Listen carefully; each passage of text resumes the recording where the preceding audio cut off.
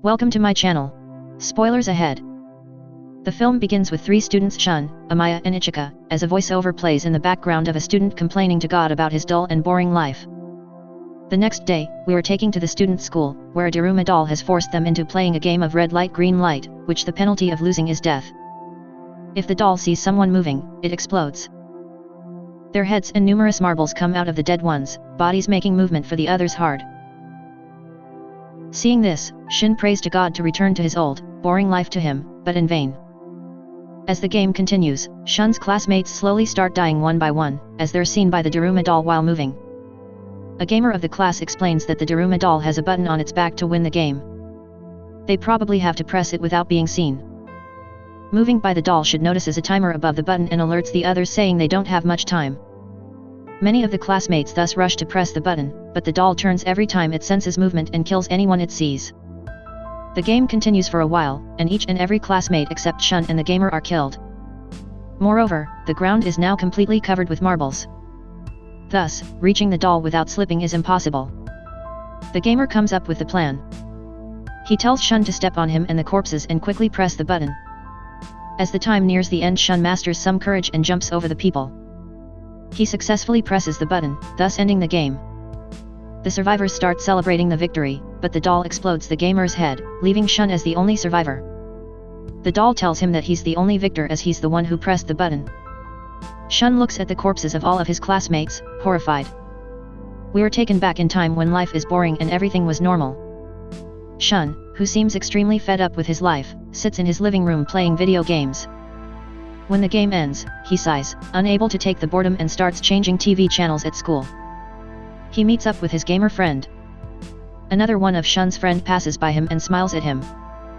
The gamer tells Shun he should ask Ichika out. Shun tells him, but he doesn't have such feelings for Ichika, and she's just a friend. They both then walk to class on their way to school. They see Amaya, the school bully, beating up a few boys. The gamer remarks, they're having fun, and they both go to class. While Shun is sleeping in his class, a loud sound wakes him up. He notices that his teacher's had exploded, and it's a piece of Daruma doll. After this, we are brought back to the present. Shun is standing amidst piles of dead bodies. The doll tells him he's a mouse and a cat is coming. Soon, Shun stares at the doll. Baffled, Ichika comes to Shun's class and opens the door. After seeing the dead bodies, she gets alarmed and falls back. Shun rushes out to Ichika and asks where everyone else from school is. Ichika tells him that she wanted to save all her classmates, so she walked to the doll in her class. Bit by bit and pressed the button. But instead of saving them, she ended killing them all. Shun tells her that his friend was killed because of him as well. They try to call the police but find no signal. They then try to flee the school. But all the doors and exits are locked while wandering the school. They reach a play area and see that numerous other students who are also present, they're clad in mice costumes. They look at the floor and find the word "find the cat" spell for it to end written on it. The school president approaches them and tells them to get in the mice costumes. Just then the ground starts shaking and a huge plastic cat emerges from underground. The cat starts gobbling up the mice one by one, which wreaks havoc amongst the students, and they all start running for their lives. Shun spots a bell on the ground with a timer on it. He looks over at the cat and notices a hoop around its neck. Shun alerts the students and tells them that to save themselves, they have to score a goal. The school's basketball player throws a basketball through the hoop after realizing he can easily shoot through the hoop. He asks Ichika to pass the bell. Ichika passes him the bell, and he shoots. However, the cat stops the bell and throws it at him, sending him flying into a wall, killing him instantly. All pandemonium breaks loose among the students as they realize their death is now evident. Shun realizes the cat is only killing people dressed as mice and tells everyone to remove their costumes. Everyone follows Shun's advice and gets out of the costumes. For a while, it appears to have worked. The cat looks around but doesn't attack anyone. However, a moment later it gobbles up another student. The student starts screaming and running again. While running, Ichika falls to the ground. Shun quickly gets into the mouse costume and tries to distract the cat. He realizes that the mouse costume enables them to hear the cat. The cat tells him it has an itch on its back. Shun gets on its back. It starts scratching it. He tells the other students to do the same. Thus, they all scratch it and the cat falls asleep. Now that the cat is asleep, Shun grabs the bell and advances towards it to score the goal. The other students, however, think that the one who scores the goal will be the only victor. They all start fighting over the bell. Meanwhile, the cat wakes up again and starts attacking the students. Shun comes up with a plan. He takes Ichika inside and wraps the bell up in a regular ball with mice costumes. They shoot the balls through the hoop. The cat gets confused, unable to understand which one to stop. Thus, the bell reaches the hoop without a hurdle. Unfortunately, the bell doesn't go through the hoop.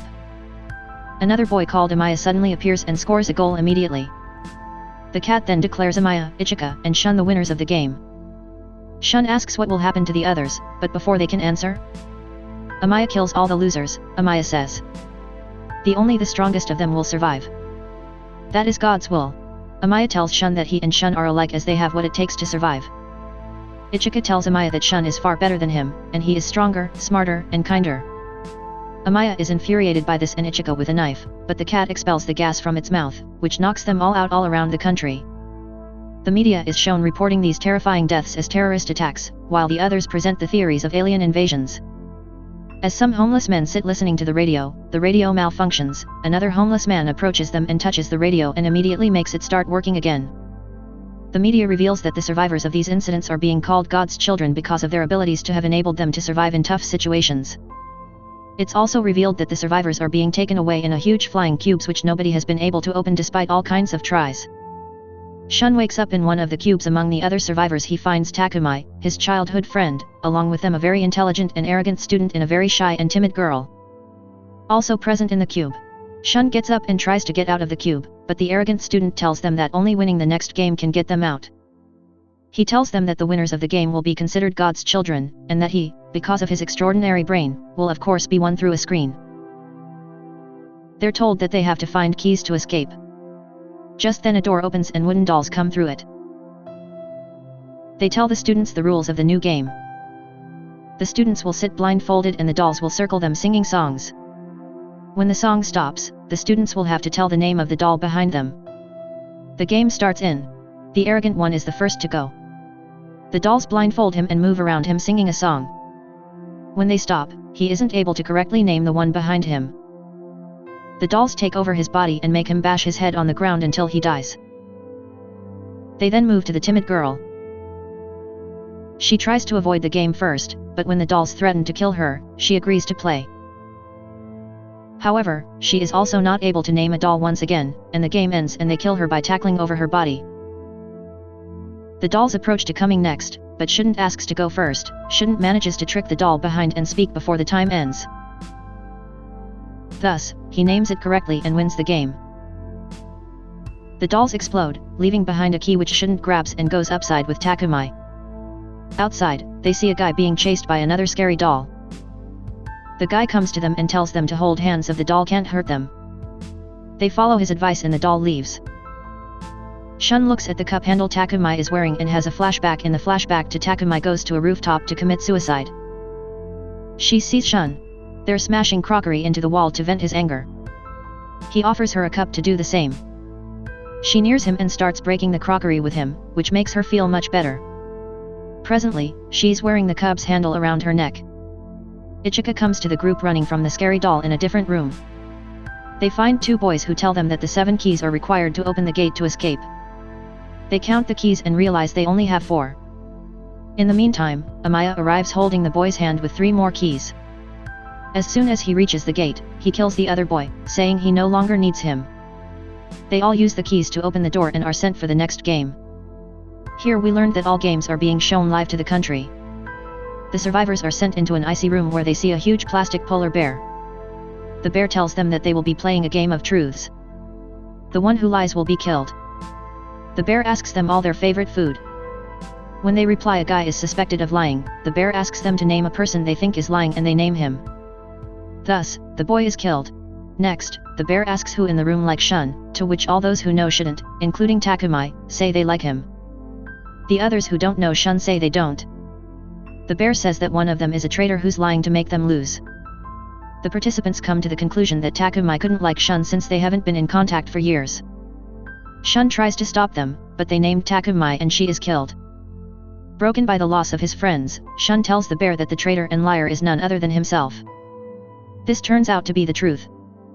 The bear dies and the game ends. The survivors are taken to the last game. Wooden dolls congratulate them for making it this far and then dictate the rules. One of them will be chosen as a demon and the others will be victims. The victims will hide from the demon. The demon will have to place a kin on the ground and then find all the victims. He will name them after seeing their faces and bring them to the prison cell. If the demon locates them all and kicks the kin, he will be the winner. However, if a victim manages to kick the kin, the other victims will be considered the winners and the demon will lose. The victim who kicks the kin, however, will die. They use sticks to choose the demons, and Amaya gets chosen. He places a kin on the ground and starts looking for the others. Amaya manages to easily grab 2 players and lock them in the prison cell after beating them severely.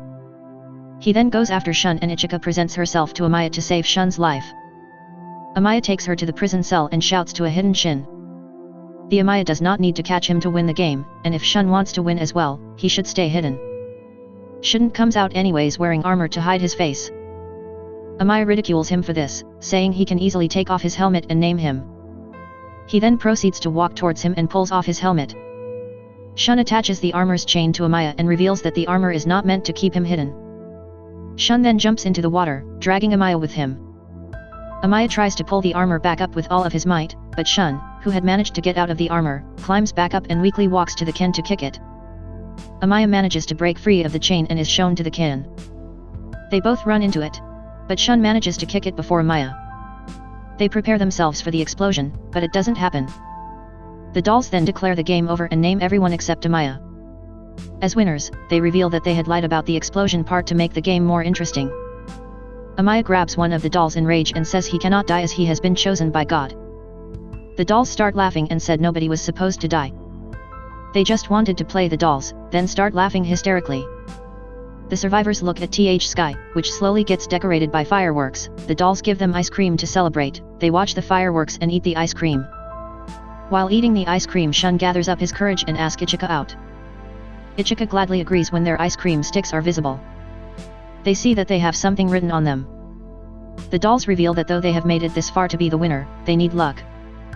Amaya and Shun notice that their sticks say you live, while the other sticks say you die.